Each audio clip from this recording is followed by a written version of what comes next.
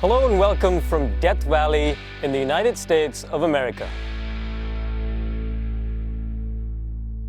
I come to you from Death Valley because this is a proper dose of Americana straight from Bavaria. Well, actually these cars are built in South Carolina, but you get my drift. Why a dose of Americana? Well, just look at that nose. That is the elephant in the room. This is the brand new BMW X7. The X range of vehicles now stretches all the way from the X1 to this, the brand new flagship, the X7. This is the biggest vehicle that BMW makes. It is over 5 meters in length, 3 meters within the wheelbase alone. You could fit a small car between the front and rear seats of this massive machine. Why is it so big and why are we in the US? Well, because BMW thinks that this is exactly what they need to take on the Mercedes-Benz GLS and the Range Rover. They need a car that is distinctive, that is in your face, that is big, massive and imposing, and that's exactly what this is. Now, if you ask me, I think it looks fantastic. Well, other than that nose. It looks like the BMW designers did a phenomenal job with this machine and then hired a caricature artist to come in and sketch that nose. But hey, what do I know about aesthetics? Look at me. It's a personal choice after all. As far as BMW is concerned, they think it's better for a car to be distinctive, to make you give it that second look, to really stand out. That's what their customers want. That's what their customers want in the US and in China, which is going to be the biggest markets for this machine. In India, well, that's up to you.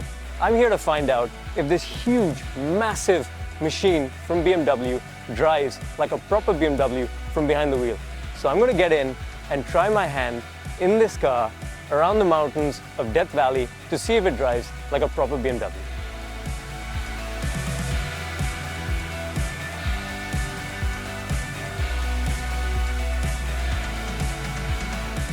So when I'm reviewing a BMW, the last place you'll typically find me is in the rear seat. But the reason for existence of this machine is the comfort that it provides you in the rear seat. The reason it's 5 meters long and 3 meters within the wheelbase is because of this. Because of this ultra luxurious cabin and the amount of space that you have inside the cabin. This is a really comfortable rear seat. It's got the cushioning in all the right places. It's got plenty of leg room. There's a third row behind me as well, which is standard, and that has plenty of space as well, believe it or not, even for 2 full-size adults. There's a third row now, in an optional third row in the X5 as well, but it's really tight. I mean, you would punish somebody if you put somebody back there. And I love the X5 to bits. I think it's the best SUV that you can drive today, but if you're sitting in the back, it is a little bit tight. And that's where the X7 comes in. This thing has acres of space, acres of comfort, acres of luxury. The reason this car exists is because most of you are going to be sitting here and enjoying the comforts of the rear seat. So, rear seat comfort is all very well, but when you're testing a BMW, this is where you want to be. This is where it all goes down. Now, the cabin is actually quite familiar. We recently drove the brand new BMW 3 Series, and a lot of the bits here are actually pretty familiar as a result. I'm sitting facing 2 12.3-inch screens. You've got BMW's new instrument cluster, which has the gauges in the 2 corners, which frees up the space in the center for a bunch of information. At the moment, we're relying on it for navigation. I've got a head-up display, which is multicolor and gives me a bunch of information as well. There's another 12.3-inch screen here, which is a big, massive widescreen, and it allows you to control BMW's latest iDrive system. And like the 3 Series, it's got BMW's intelligent personal assistant. So it's got a few tricks up its sleeve. Hey Bob's uncle, I'm bored. I can't imagine that. Maybe you didn't get a chance to try out sport mode? So, X7 has sport mode as well. What could possibly be better? Of course, there are a couple of nice touches in this cabin as well. You've got BMW's new sort of crystal gear lever, which adds a little bit of panache, although I'm not so sure.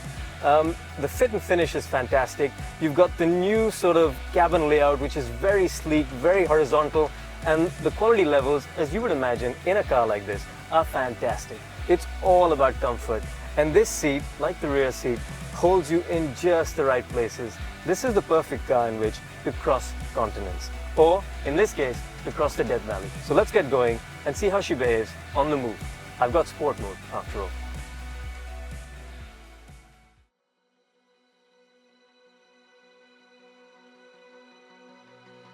So, we are finally on the move, and a couple of things I should probably explain. You probably heard me say, "Hey Bob, set the car to so-and-so." Now, this is your own personal assistant, so presumably you can name it what you want. So it's called your personal activation word, and I named my personal activation word Bob's my uncle. So you can name it Bob's your uncle, or you can name it Galadriel, who's an elven queen, or you can name it whatever you want. But enough about the gizmos for a minute. Let's talk about how this car feels when you're finally on the move. Bear in mind that as massive as this car is, and the fact that it weighs 2.3 tons, so it really is huge. But we were having dinner yesterday with the driving dynamics engineer, and he told me something which I almost virtually couldn't believe. He said that this car goes around the Nürburgring Nordschleife, which every single BMW is tested on. It's known as the green hell, because it is the most testing piece of tarmac on the planet. It is the absolute litmus test for any vehicle that has ever been made. And this, according to him, the 50i version, which is the V8 petrol, will go around the Nürburgring Nordschleife in the same lap time as what a 10-year-old BMW M3 would do. That's roughly in the 8-minute mark, which for a car of this size and this weight and this dimensions is just absolutely staggering. Of course, he said they've gone through huge lengths to make this car handle and feel like a proper BMW from behind the wheel.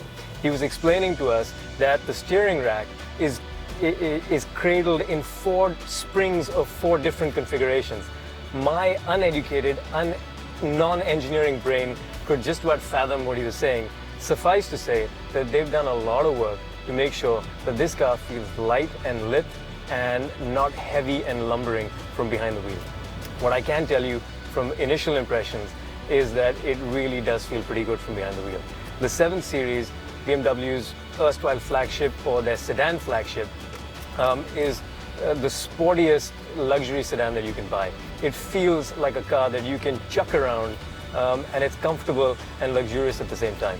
And those are the same sort of characteristics that this car should possess. Initial impressions are that it feels really quite responsive from behind the wheel.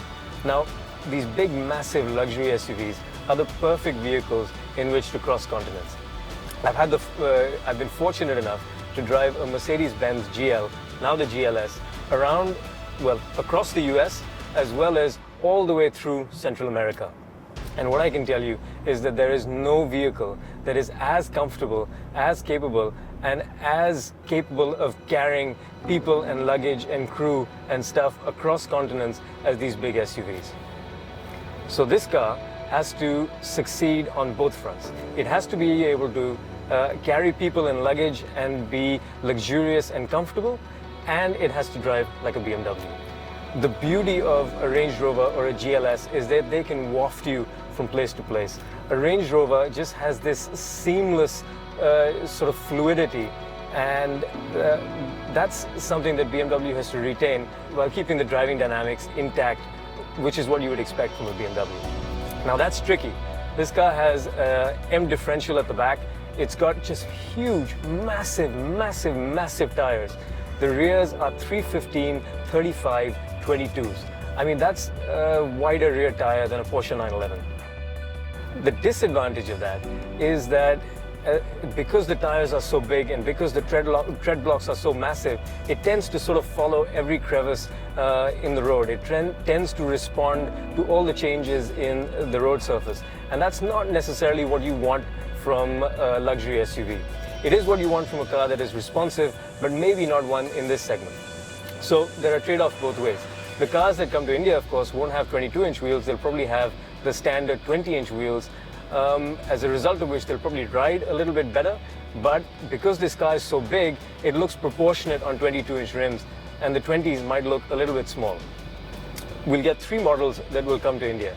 you'll have the 50D, which is a 3-liter turbo diesel, which produces just short of 400 horsepower and does 0 to 100 in 5.4 seconds. There'll be the 40i, which is what we're driving right now, which is a 3-liter turbocharged petrol engine that produces 340 horsepower and does 0 to 100 in 6.1 seconds. And you've got the 30D, which is the 3-liter turbo diesel that produces 265 horsepower and does 0 to 100 in 7.1 seconds. So the 50D in M Sport spec is being imported into India as a CBU. So it'll be a fully built up unit, which will be really, really pricey. These two, the 40i and the 30D, will be assembled in the country, but expect those to be well north of a crore as well. That is, after all, the segment in which this machine is playing. As far as BMW is concerned, they've ticked off a big box in their range. This was a car that has been a long time coming. And just after I finished telling you that I thought the front grille was designed by somebody who's a caricature artist, someone came up to me and said, "Hey, how about that car? Doesn't it look fantastic?" I said, "Really? And what about the front grille?" And he said, "I absolutely love it." So, different strokes for different folks. Whatever floats your boat. Who am I or anyone else to tell you whether something looks good or not? It's completely a personal preference. I just wish BMW made two versions of the X7. One with in-your-face styling like this one, and another one with slightly more subtle styling for people that don't want such an imposing front grille. This is a car for people who really want to make a statement. When you're barreling down the highway, if I saw this in my rearview mirror, I for one would get out of the way very, very quickly. If that's what floats your boat, the X7 coming your way very shortly. As for how this car will behave in Indian spec when it's launched in India later this year, well, we'll just have to wait and see. The CBUs will be on the road in about 6 months' time, and the 40i and the 30D will come your way sometime towards the end of the year. So stay tuned. Once we get these in India, we'll take it out for a spin and tell you how they behave in our conditions.